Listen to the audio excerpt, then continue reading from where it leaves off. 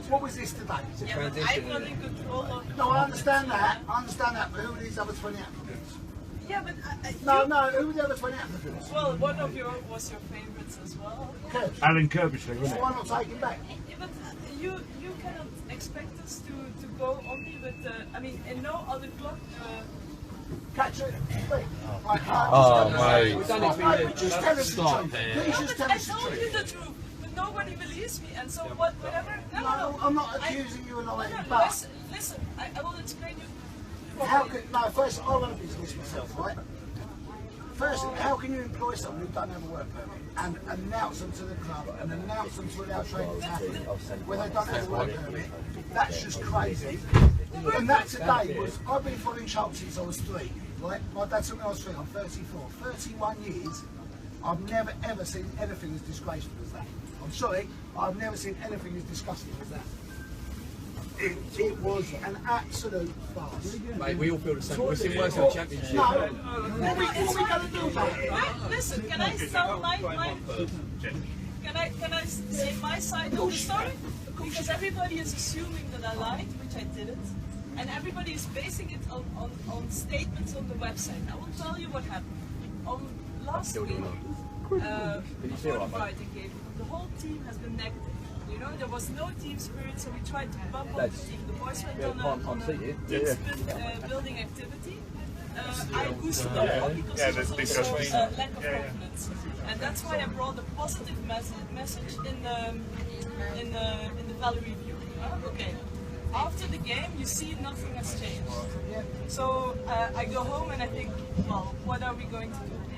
On Sunday, with the board, we started discussing what are the problems and what we should do. On Sunday, we made the decision that we would go like this well. Yeah? I agree with that. After what's come out in the week, or the last couple of days, if he's done what he said, with his attitude towards the players, can never make I comments totally like agree with that, but what is upset and a lot of supporters I know the appointment. is it's not even the appointment, because Guy moves on. If he's got as good a reputation as he said, we're happy with that. But it's the fact that it's going to be a correct and proper process. It's going to be a long-term process. You've got Paul John who has done it.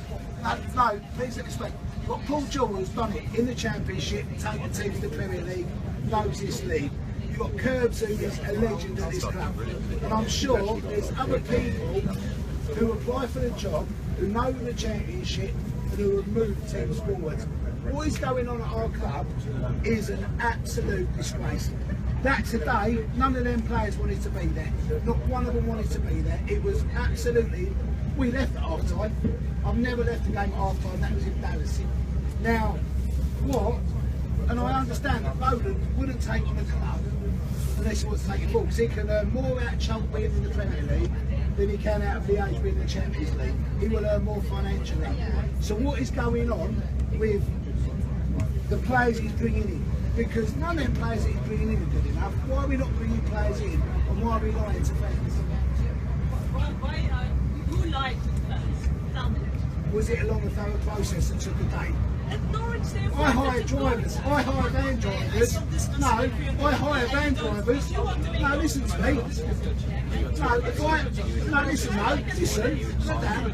If I hire a van driver, it takes longer than a day. Let alone a football manager, one of the greatest teams in the country. So you're telling me Luzon's more qualified than Paul Jones for the Charlton job? That is, I mean, have you experienced working with agents? The most important the most important relationship with them is that you can trust and that you respect. And we felt that we already had somebody that we saw that, but there were other applicants as well. So who were the other applicants? But I'm honestly thinking that I will tell you that. Paul Joe and If you go for a job, They're not going to try and get to relegate, let's be fair. No, but what's going on? No, were you there today? You're right, but they're doing like fundamental today. But how can you It's a say transition, that? isn't it? No, but we want to know what's going on with our football. Mate, we're the same, we want to know, but at the end of the day, we've got to do time, haven't we? but we will try to tell you as much as possible. But you cannot expect, if you go and apply for a job and you don't make it, you want the company to tell me that you didn't make it to the job? Yeah, you're not good enough for us. Yeah, no, you spot on. It's confidentiality. I know I'm a joke. I've been since 6 years.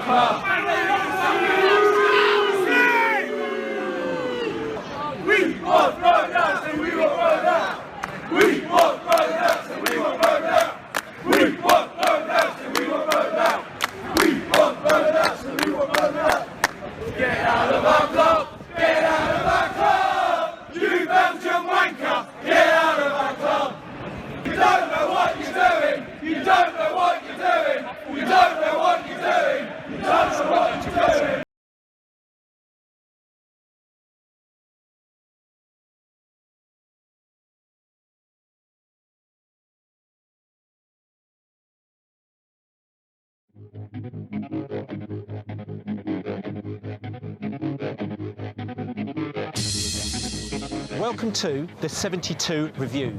Today we're at a very windy valley to check out the Charlton fans who are protesting today. Spell it out for the 2%. It's a campaign they've got today. Stand up for the 2%. Protest today, second to third minute. There's been some real grave concerns about the running of the club for a little while now, and in a recent meeting with fans, the CEO suggested that there were 2% of fans that were dissatisfied with the running of the club, and it's basically a campaign to try and show that that's a little bit misguided. We're not just crying to your fans. And we can't believe what we're seeing at the moment. How can you piss off your fan base, and particularly your major fan base, which is your elderly people? They're not interested in our views anymore. There is no other problem with Charlton apart from what's going on behind the scenes. It's more than 2%. This 2% business is rubbish. I don't think people necessarily want the guy out. It's about communicating with the fans, you know, how the team's going to improve, how the club's going to progress, really. A couple of years ago, we were like a power football club. We had an Englishman well respected in the game. Like Chris Power is a proper football man with a load of players that you could kind of connect to. You don't feel that now. There's been a real influx of foreign imports that haven't been up to scratch, really, and you don't feel like they're playing for the shirt as much as your Johnny Jacksons of this world. The youngsters have been sold for years, but now they're going, when they're so young, they're getting no money for them.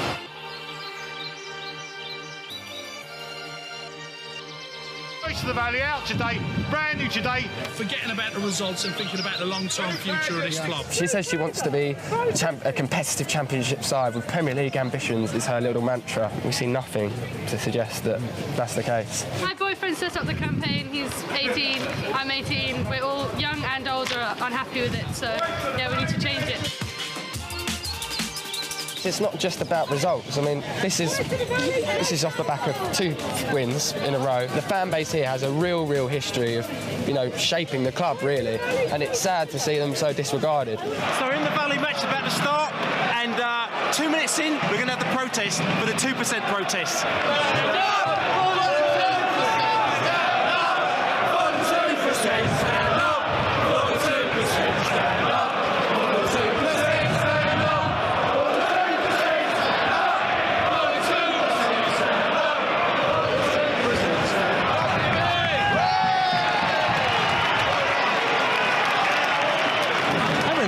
Didn't it? Yeah, the protest 100%, really pleased with that. The feedback from those watching the Sky cameras was that there was a picture of Patrick Meyer looking fairly sheepish, so at least hopefully the message got across. I would have liked to have seen a few more people on their feet, but in all, I think it went well. And they, you know, change the manager every 5 minutes. It's kind of like there's no continuity, and it's just, you know, the fans at the club deserve a lot more. Do you think they'll really take note of the fans after seeing something like this?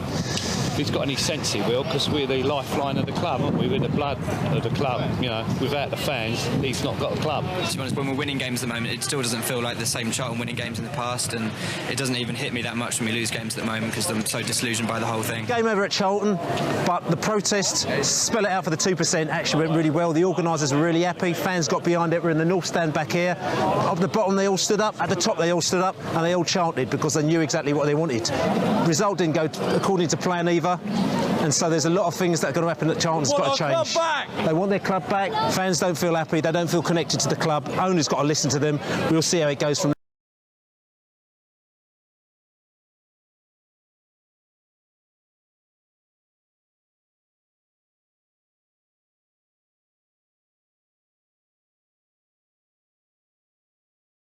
Stand up for the 2%. Stand up for the 2%. Stand up for the 2%. Stand up. It's always the big fat that bad. Foot rope, getting on Sandwich Club. Sandwich team, follow its shoulders, my favourite team. Getting out Sandwich team. Come early on, she's bad foot rope. My own big guitar, bad foot rope. The mix rolling in from the team. One's up, it's always the big fat that bad. Foot rope, your ass. You can stick your fucking bite tax. Stick your fucking bite tax. Stick your fucking bite tax up your arse.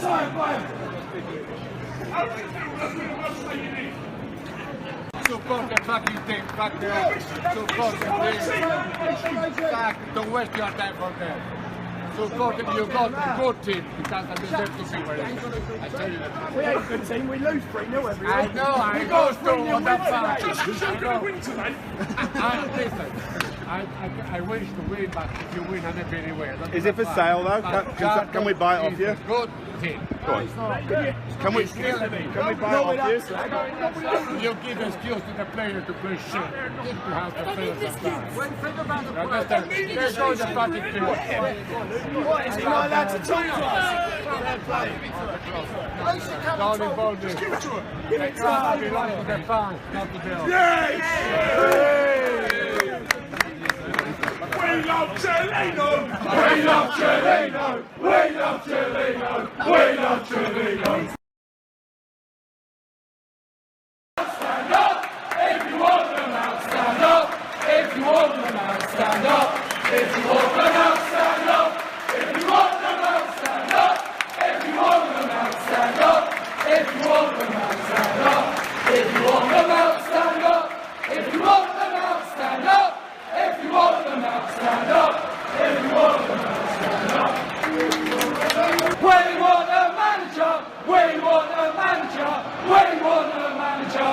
We want a manager! We want a manager! We want a manager! We want a manager! We want a...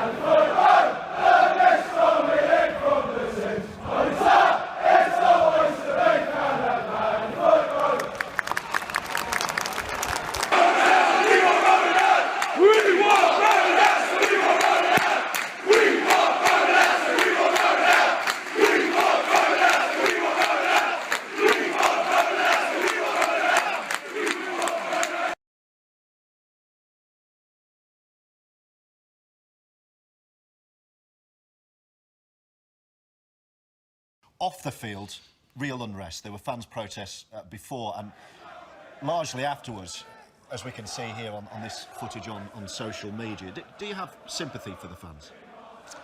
I do.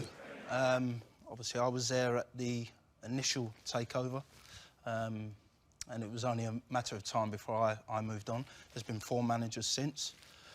And what I just don't understand with such a proud club like Charlton is, where are they heading? What is the end game for the owner? I mean, he's never said to the fans, he's never really said to the players, I believe. Maybe he has privately, but I really don't understand exactly where they're heading.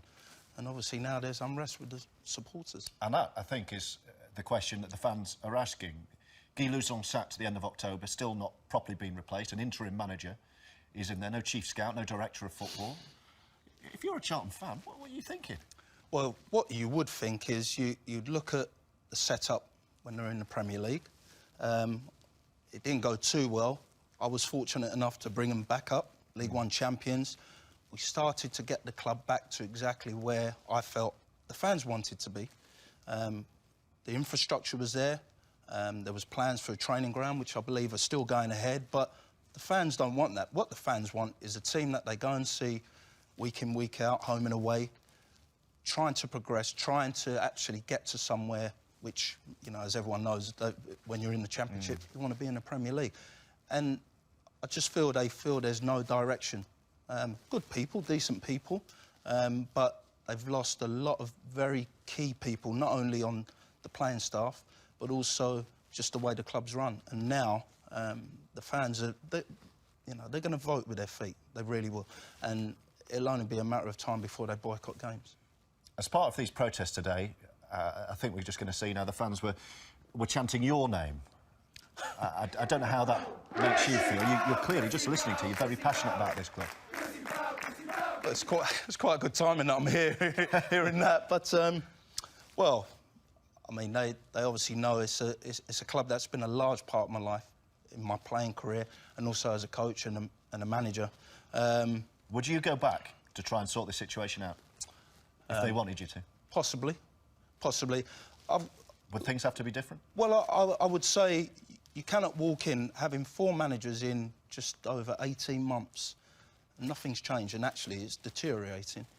You've got to look at the squad, you've got to look at the direction, you've got to have everything in place to have a go to try and get yourself back to the promised land, which, as everyone knows, is the Premier League.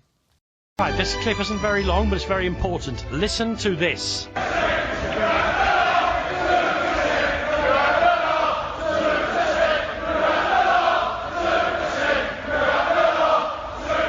That, my friends, is Charlton Athletic fans outside the Valley tonight after their 1-1 draw, where they came back bravely from having gone behind. They're chanting 2%, you're having a laugh. This, after the Charlton Athletic, I think she's the Chief Executive Officer, is her actual title. She said, I know there's some people who are concerned about the stuff that's going on at this great club, but it's only 2% of the supporters. Well, after the game today, there appeared to me to be half the crowd. I would say 50% of the supporters, several thousand Charlton Athletic fans, are making their voice heard. It's very unusual in English football. I think we are extraordinarily patient, extraordinarily supine, to use a word, but I think the Charlton fans have had enough.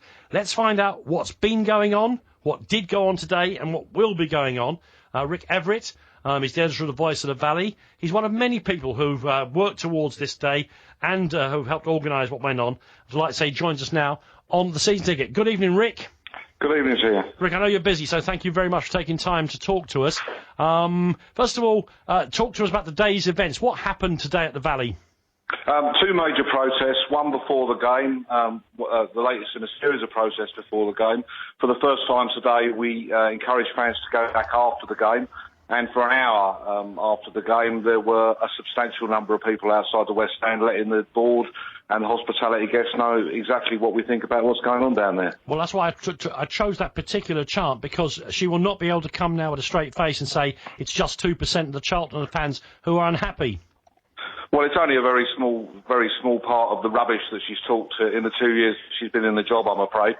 You know, she's had 5 managers in 20 months. She claims that every one of those was the right decision.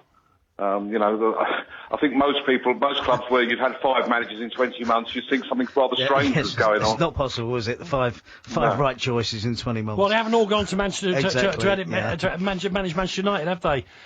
Rick, for those who are unfamiliar, and I'm not an expert either, in layman's terms, what's gone on at Charlton in the last few years? What has led you to this place where you feel you need to be in the streets voicing your opinion?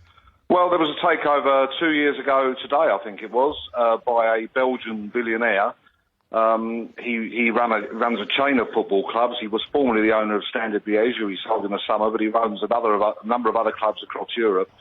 Tried to set up some kind of a network system, but what that meant for Charlton was bringing substandard Belgian players into the Charlton squad.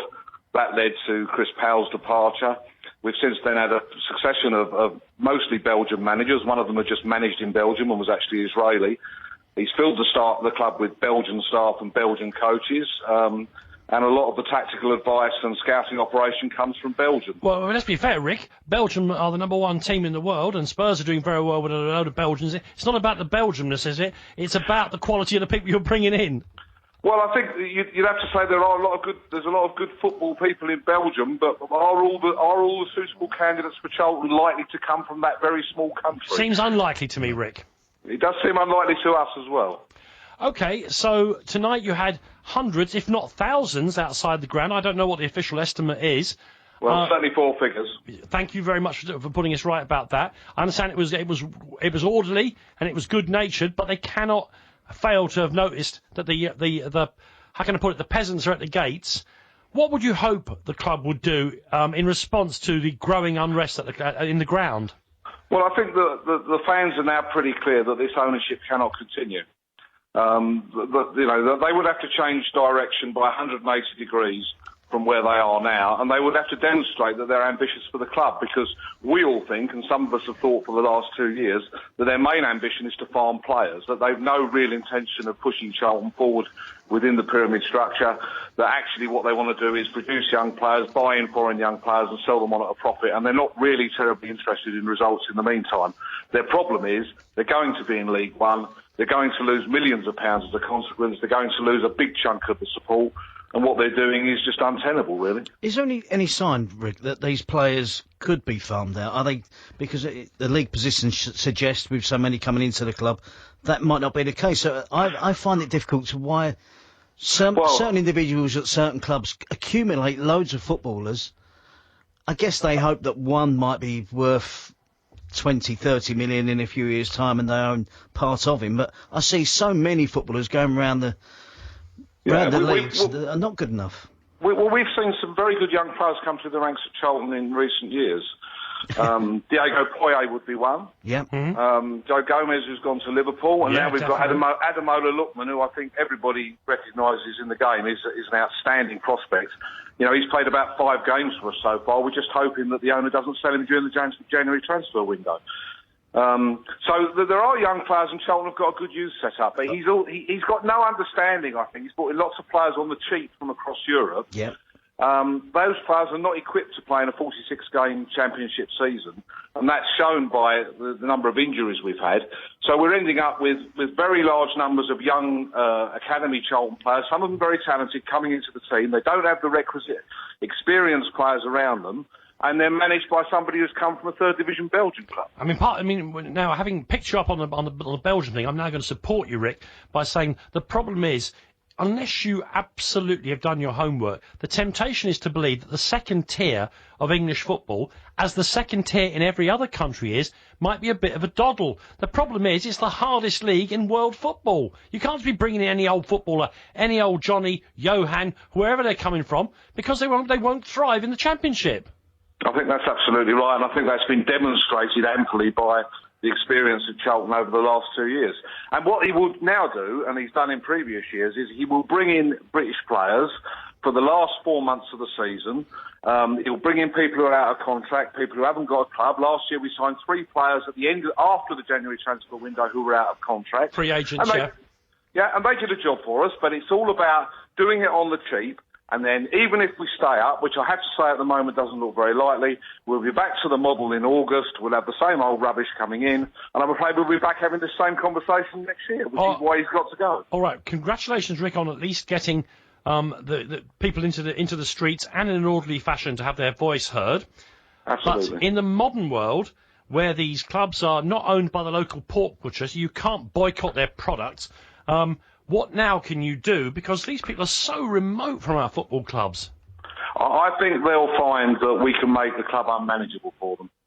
You know, there's a lot of people around who've had experience at Charlton, who've worked for Charlton, This is not just a random gang of supporters on the street. We will make, if they continue down the current route, we will make it unmanageable for them. We will force them out. Well, I'd love to see how you're going to do that, but thank you very much indeed for coming on and explaining the situation to us, and the best of luck with saving a club that's very close to my own heart for a number of reasons. Thank you, Rick. Good luck, Rick. Thank you. Yeah, Rick Everett there, the editor, very clear-eyed editor of the Voice of the Valley. Yet another football club sold to owners who may or may not have been, have perfectly good intentions, but have got some kind of money-ball plan to make money out of the vast amount of cash that slops around the English game. And what you're seeing is a club that had been brought back to life, don't forget, by its community of supporters when it had no ground, when their training ground had a chain around it and a padlock, and they bought into it. There's some money to be made there, and they are not doing the right thing. And I hope the Charlton fans can bring them to our senses. And I say thanks to Rick for coming on here, and all those of you on Twitter who responded to my request for a good person to talk to. He was one of the people who brought up, and it shows once again the value in live radio of being in touch with people in the actual moment. James is a Charlton fan. Now, of course, there have been protests at Charlton. I've been getting a lot of Charlton fans over the last couple of weeks. 1-1 today against Nottingham Forest down at the Valley. James, a very warm welcome to you. Happy New Year. And to you, Stan. Thanks very much for all the coverage you're giving our position that we're in at the moment. You're very welcome. What's the latest? Because this is obviously a serious protest that a lot of fans have attended. What's the aims, and have you had any feedback from the football club and the hierarchy at the football club recently? There's no communication whatsoever from the club. Today's protest, there was more than the 2% that the board are saying are in protest to this. There was thousands upon thousands of Charlton fans screaming that they should basically sell up, go back to Belgium and do what they've got to do in Belgium. Just leave Charlton to be in Charlton, run by people who are interested in the club rather than just for financial gain. I mean, the question is, Charlton are in a great position because seemingly now there's a real premium on London clubs. You've got a cracking stadium that's already been redeveloped. We've seen under the Alan Kirbishley reign a club that can go into the Premier League and maintain its Premier League status. I guess that there must be people out there that if the Belgian consortium are willing to sell, that you would think there are going to be lots of potential owners for Charlton because the potential of the club is huge. Stan, they've had opportunities to sit with potential investors. They've turned these invitations down. It's gone beyond the joke, to tell you the truth. Right down to, how can you close a ticket office 3 days a week and turn it into an NHS call centre?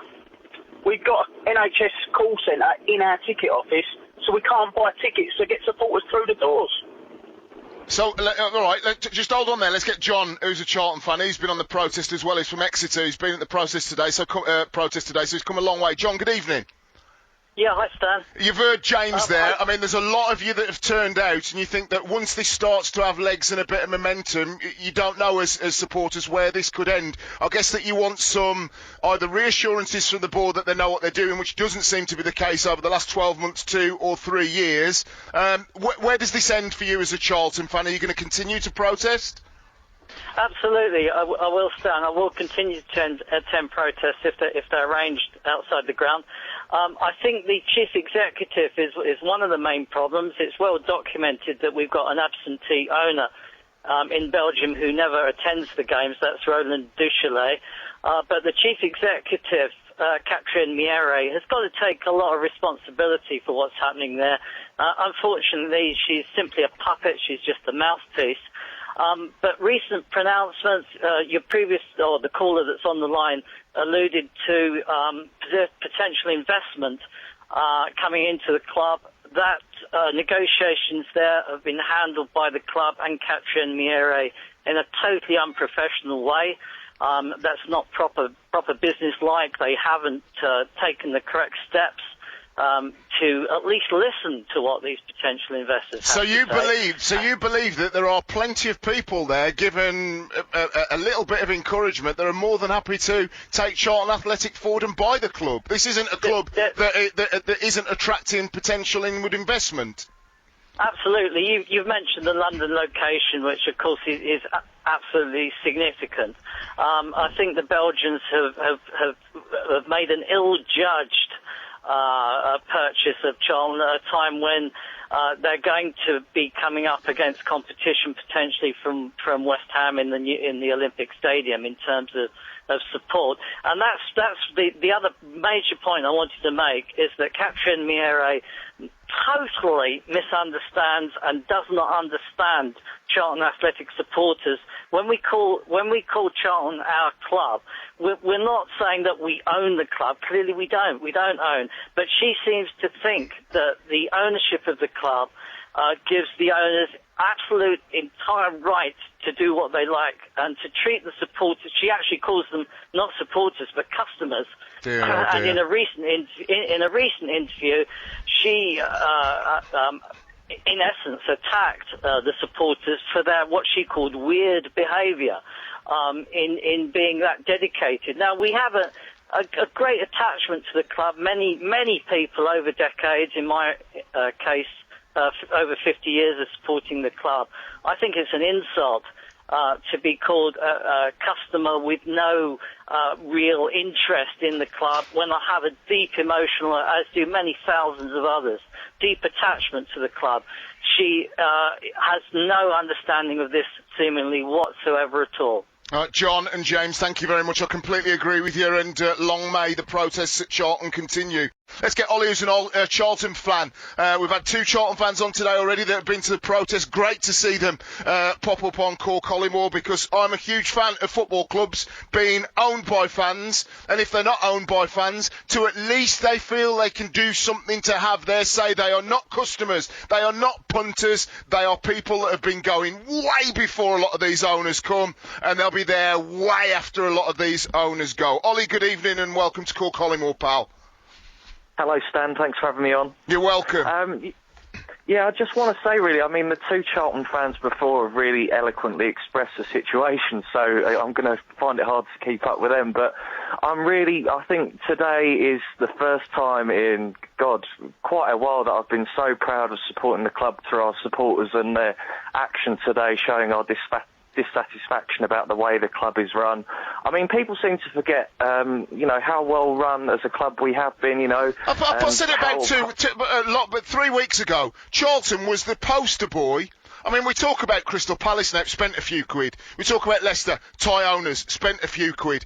Charlton were the club that went into the Premier League under that, in inverted commas, small club banner, that redeveloped the stadium, that were getting 32. I remember going down there with Villa, and it must have been late 20s, early 30s in terms of the support.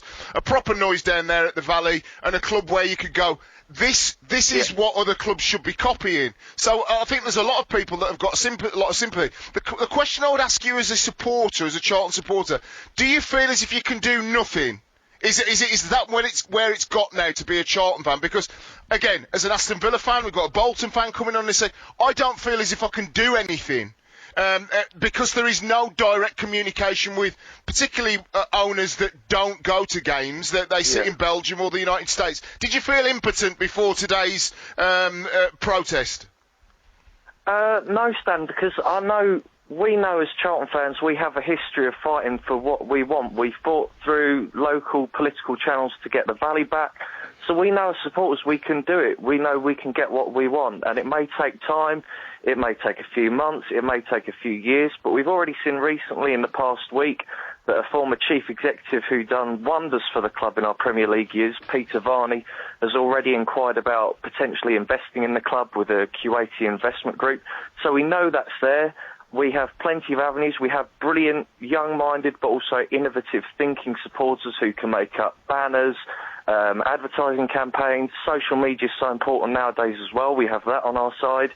So I think it's so important now to not have that mentality, not just for Charlton, but for so many other clubs out there, to have that mentality that, yes, we can do something. It may take a while, it may take months, it may take years, but if we keep on going, if we keep on being vocal, if we keep on using mainstream media as well, which is why I rang, I think now is the time for the national media to start questioning the club.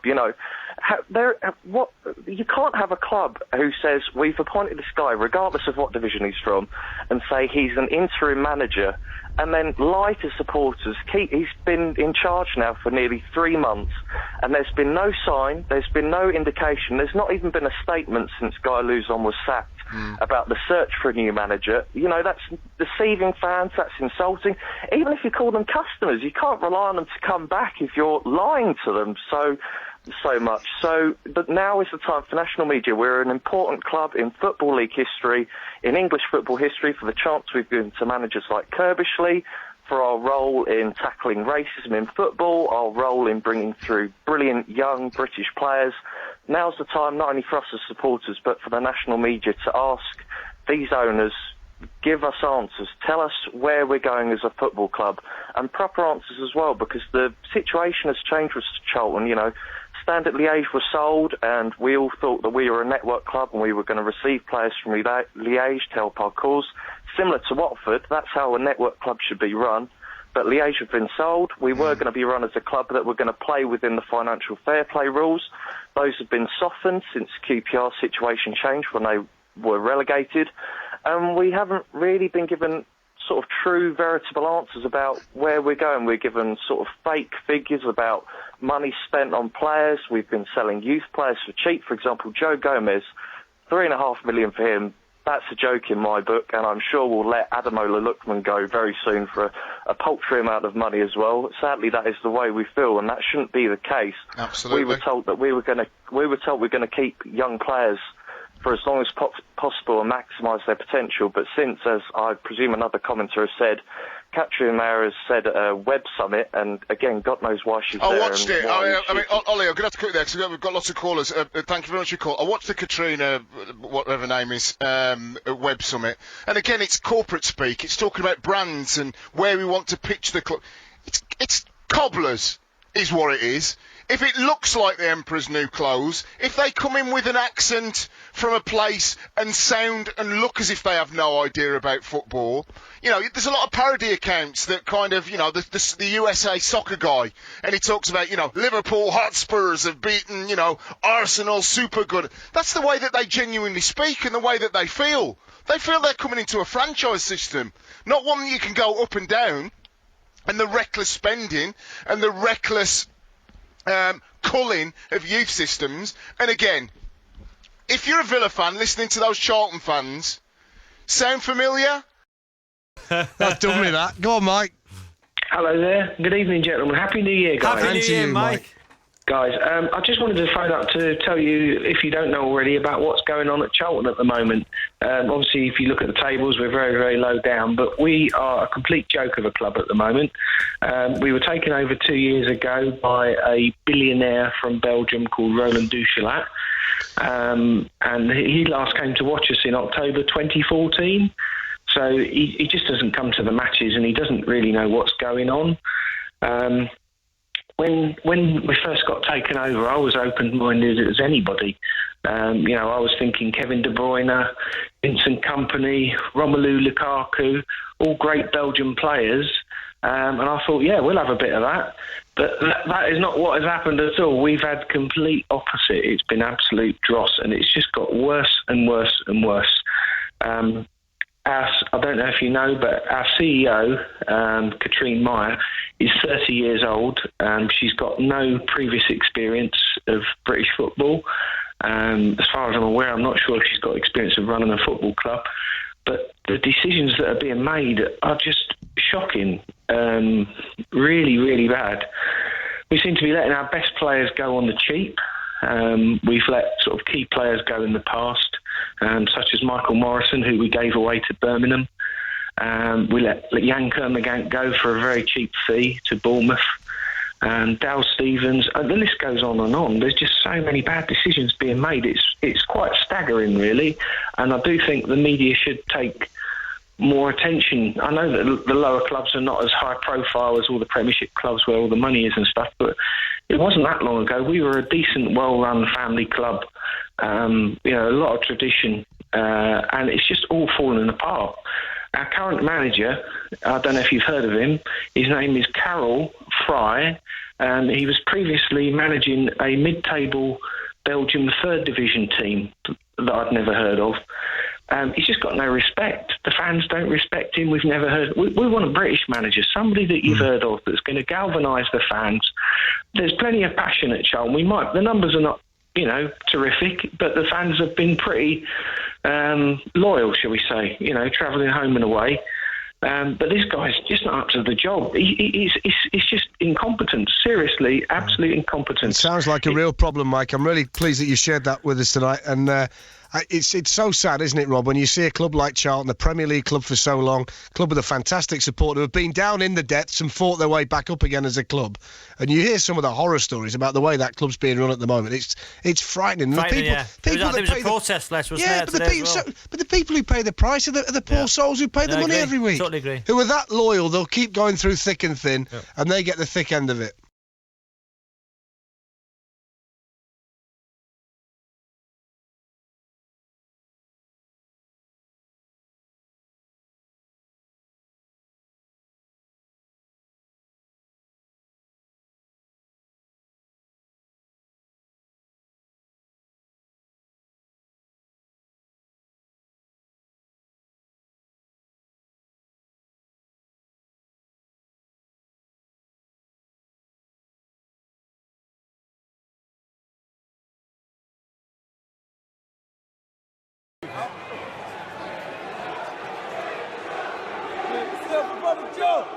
Get yourself a proper job.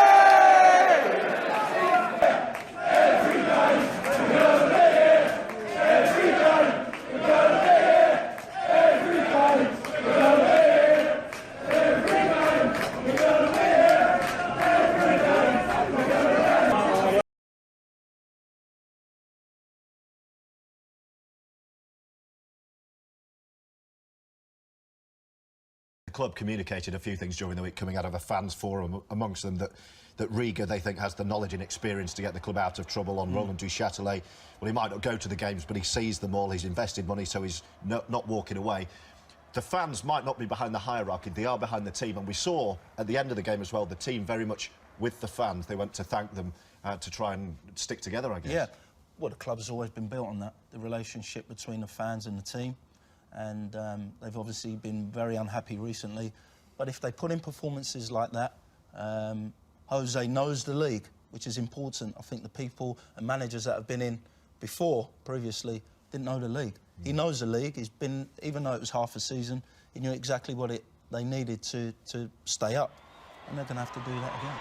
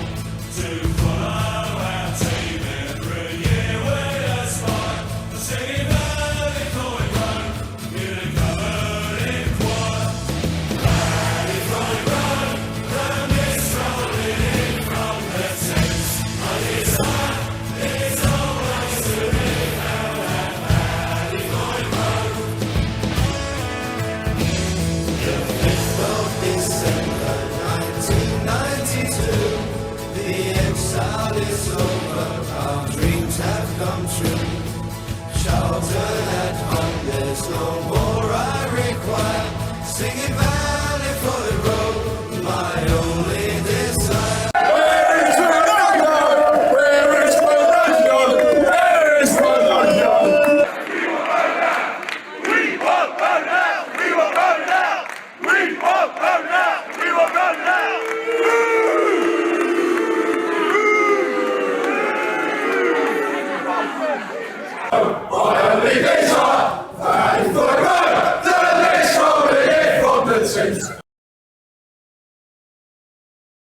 Well, I think that they've got to do a fantastic job to do that. I mean, they've signed a lot of players recently, so they're giving themselves a chance with the squad. But they've got.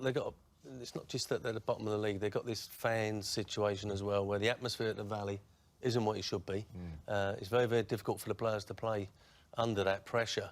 And but they need to put some results together very quickly for them to get out of this trouble. Can they move forward under these owners? Well, I think that the fans now. I understand they didn't demonstrate today. Yep. Chris has played there. I mean, it's normally a fantastic atmosphere at the Valley, and I think that the fans have got to get back on board and support the club. And if they're going to have these demonstrations, sort it out in the summer. Support the club now.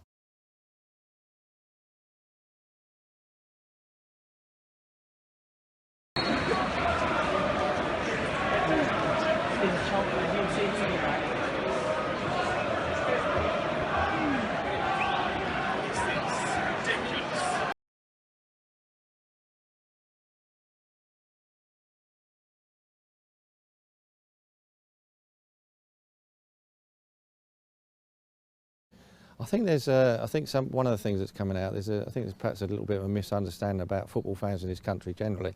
Football fans do own the club. It isn't like going to restaurants or cinemas or anything like that.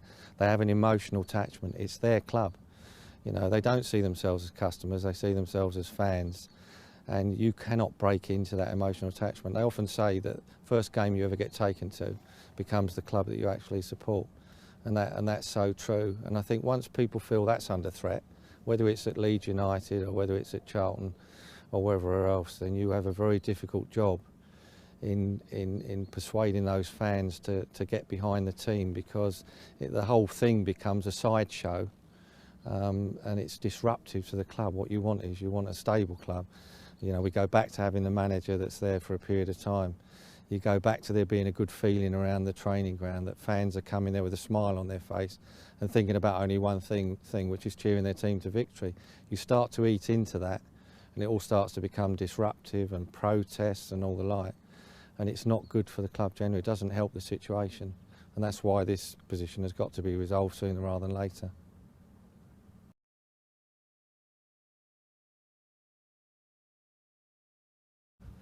listen, I mean, anybody that cares passionately like that and are doing the things that they're doing, you have to admire, because when fans have watched a game, for example, and they come round the back of a stand and they're prepared to stand there for an hour, I mean, that tells to me that they're genuine and passionate about their football club, and that comes out loud and clear.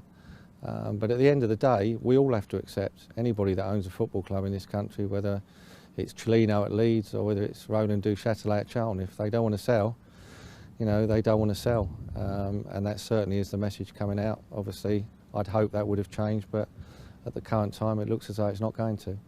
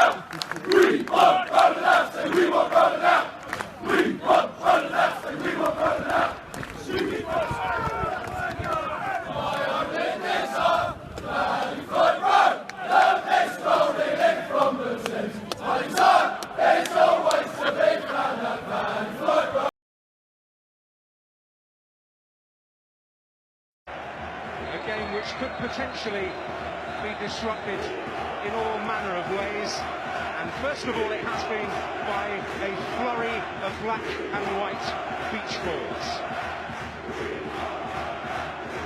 Well, there have been all kinds of rumours about what may happen around this game here today. A lot for referee Darren Deadman to think about. But a barrage of inflatable black and white balls. They staged, as you may have seen, a mock funeral outside the ground for the soul of the club, as they would put it, and encouraged supporters to wear black and white to create something of a funereal atmosphere. Much of it directed towards that lady, Catriona Mayer, the chief executive.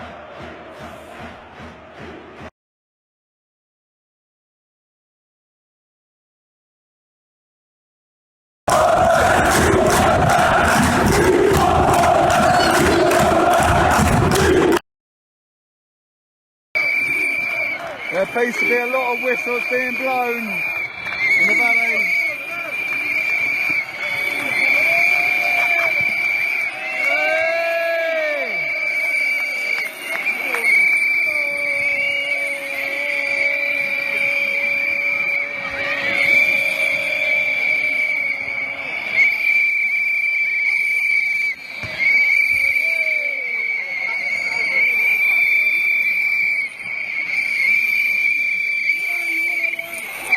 Working.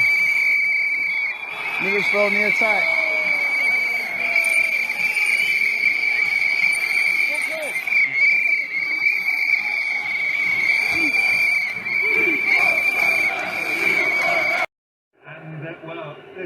lead to another disruption here, because the referee cannot control the game if people are being confused by rogue whistles of all kinds. Well, we saw it again with Ramirez. He didn't know whether to stop or carry on there. It's a difficult situation for the referee, because when you've got the whistles in the crowd, like you say, you want the players to say play to the whistle, they're hearing the whistle and then they're stopping. So it's just another one to add to the ongoing.